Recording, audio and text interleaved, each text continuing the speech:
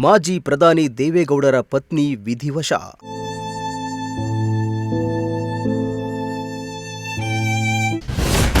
ದೇವೇಗೌಡರ ಶಕ್ತಿಯಾಗಿದ್ದ ಚೆನ್ನಮ್ಮ ನೆನಪು ಮಾತ್ರ.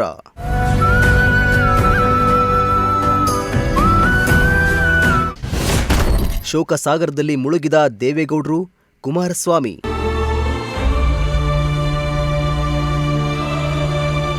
ಮಾಜಿ ಪ್ರಧಾನಿ ಎಚ್.ಡಿ. ದೇವೇಗೌಡರ ಪತ್ನಿ ಚೆನ್ನಮ್ಮ ಅವರು ಇಂದು ಇಹಲೋಕ ತ್ಯಜಿಸಿದ್ದಾರೆ.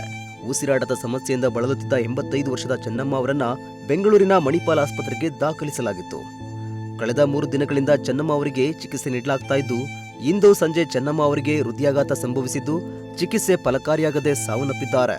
ಚೆನ್ನಮ್ಮ ಅವರ ನಿಧನದಿಂದ ಮಾಜಿ ಪ್ರಧಾನಿ ದೇವೇಗೌಡರು, ಕೇಂದ್ರ ಸಚಿವ ಕುಮಾರಸ್ವಾಮಿ, ಜೆಡಿಎಸ್ ಯುವ ಘಟಕದ ಅಧ್ಯಕ್ಷರಾದ ನಿಖಿಲ್, ಮಾಜಿ ಶಾಸಕಿ ಅನಿತಾ ಕುಮಾರಸ್ವಾಮಿ, ಮಾಜಿ ಸಚಿವ ರೇವಣ್ಣ ಕಣ್ಣೀರಾಕಿದ್ರು.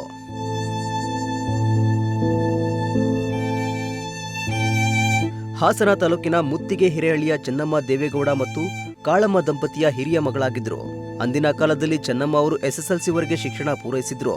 ಮನೆಯ ಹಿರಿಯ ಮಗಳಾಗಿ 4 ತಮ್ಮಂದಿರು ಮತ್ತು 3 ತಂಗಿಯರಿಗೆ ತಾಯಿಯಂತೆ ಆಸರೆಯಾಗಿದ್ರು. 1954 ಮೇ 25ರಂದು ಎಚ್.ಡಿ. ದೇವೇಗೌಡರ ಜೊತೆ ಚೆನ್ನಮ್ಮ ದಾಂಪತ್ಯ ಜೀವನಕ್ಕೆ ಕಾಲಿಟ್ಟಿದ್ರು. ದೇವೇಗೌಡರು ಹಾಗೂ ಚೆನ್ನಮ್ಮ ದಂಪತಿಗೆ 4 ಗಂಡು ಮಕ್ಕಳು ಹಾಗೂ 2 ಪುತ್ರಿಯರು ಇದ್ದಾರೆ. ಚೆನ್ನಮ್ಮ ಅವರು ದೇವೇಗೌಡರ ರಾಜಕೀಯ ಜೀವನದ ಬೆನ್ನೆಲುಬಿನಂತಿದ್ರು. ಸದಾಕಾಲ ರಾಜಕೀಯದಲ್ಲಿ ಬ್ಯುಸಿಯಾಗಿದ್ದ ದೇವೇಗೌಡರಿಗೆ ಕುಟುಂಬದ ಹೊರೆ ಬೀಳದಂತೆ ಸಂಸಾರ ನಿಭಾಯಿಸಿ ಸಹ್ಯನಿಸಿಕೊಂಡಿದ್ರು.